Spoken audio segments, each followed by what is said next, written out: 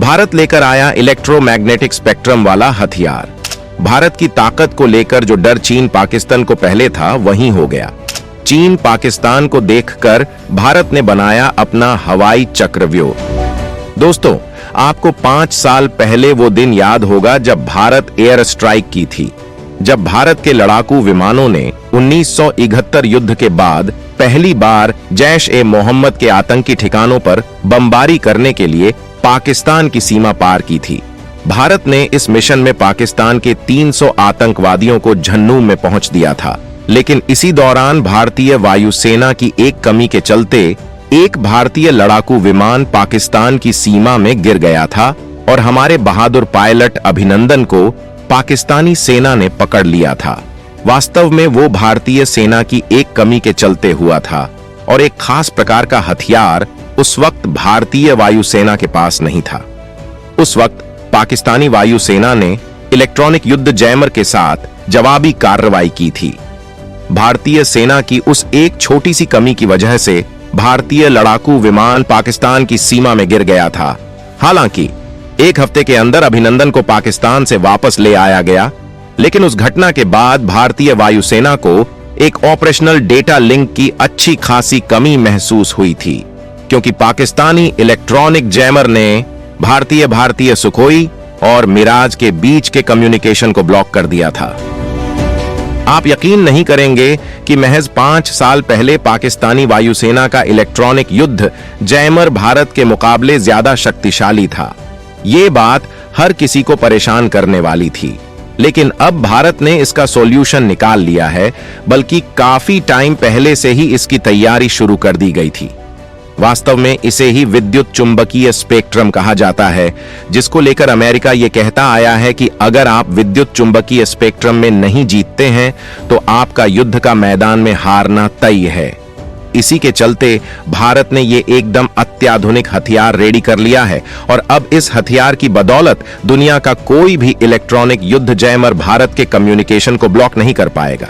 चलिए जानते हैं आखिर भारत के पास ऐसा कौन सा नया हथियार आ गया है जिससे अब भारत को पाकिस्तान या फिर चीन पर हवाई हमला करना ज्यादा आसान हो जाएगा और दुश्मन भारत को किसी भी हाल में रोक नहीं पाएगा। दोस्तों, आपको पूरी खबर बताएंगे, लेकिन उससे पहले आप इस वीडियो पर भारतीय वायुसेना के सपोर्ट के लिए अपना लाइक कर दीजिए। साथ ही चैनल पर नए हैं तो चैनल को भी सब्सक्राइब कर लीजिए ताकि हमारी डेली वीडियोस आपको टाइम पर मिल सके।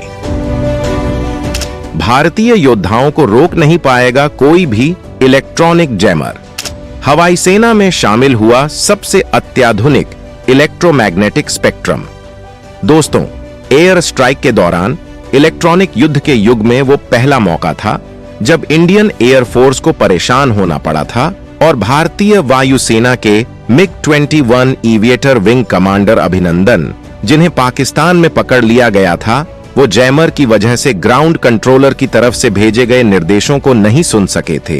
अभिनंदन के पास सॉफ्टवेयर डिफाइंड रेडियो नहीं था और इलेक्ट्रॉनिक जैमर की वजह से अभिनंदन का संपर्क ग्राउंड स्टेशन से कट गया था। सॉफ्टवेयर से संचालित होने वाले रेडियो की कमी ने भारतीय वायुसेना के ऑपरेशन को बुरी तरह से प्रभावित किया था और ये पहली बार था जब विद्युत चुंबकीय स्पेक्ट्रम ने किसी भी युद्ध में महत्वपूर्ण भूमिका निभाई थी। आपको बता दें कि आधुनिक लड़ाई में विद्युत चुंबकीय स्पेक्ट्रम में ही सबसे पहले युद्ध जीते या हारे जाते हैं। ये एक अदृश्य युद्ध का मैदान होता है जहां पहले ही निर्धारित हो जाता है कि आप युद्ध जीतने वाले हो या फिर हारने वाले हो। यह एक ऐसा स्थान है जहां गोलियों और बमों के बजाय ऊर्जा और सूचनाओं का आदान प्रदान होता है। यह किसी भी बल को किसी भी प्रतिद्वंद्वी के खिलाफ असम्मित लाभ प्राप्त करने में सक्षम बनाता है। भारतीय वायुसेना की क्षमता में यह महत्वपूर्ण कमी तब उजागर हुआ जब पाकिस्तान के लड़ाकू विमानों ने सीमा पार की थी।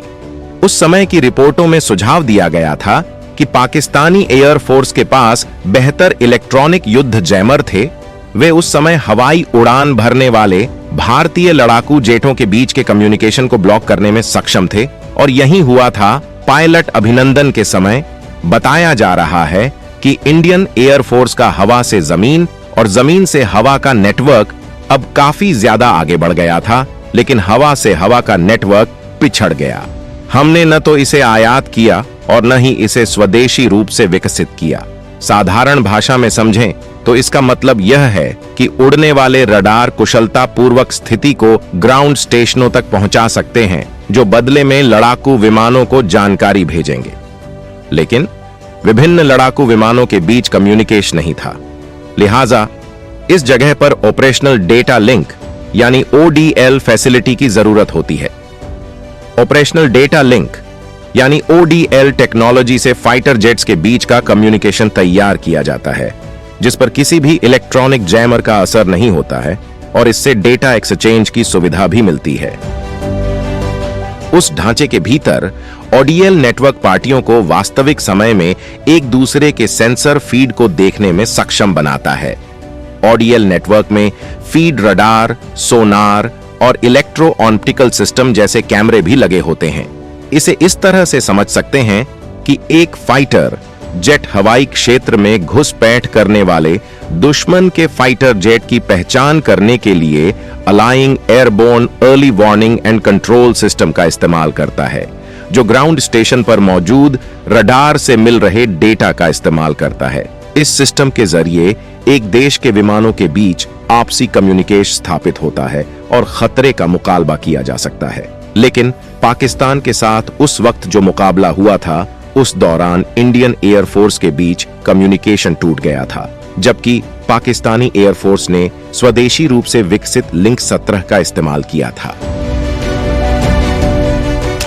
भारत ने दूर कर डाली ऑपरेशनल डेटा लिंक की कमी।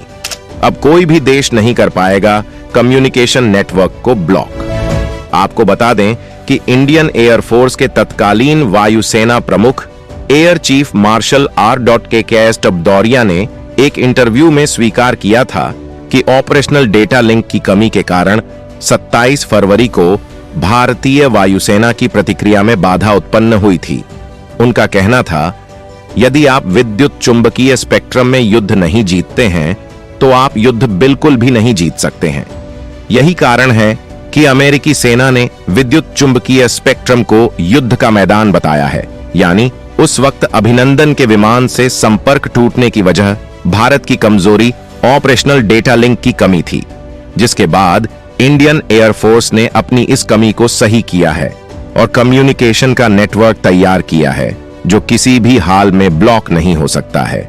आपको बता दें कि पाकिस्तान पर एयर स्ट्राइक के वक्त 5 साल पहले हुई गलती को सुधारते हुए इंडियन एयरफोर्स ने इजराइल से BNIT सॉफ्टवेयर डिफाइंड रेडियो की खरीद को बढ़ाया और उन्हें अपने विमान बेड़े के साथ लैस किया है।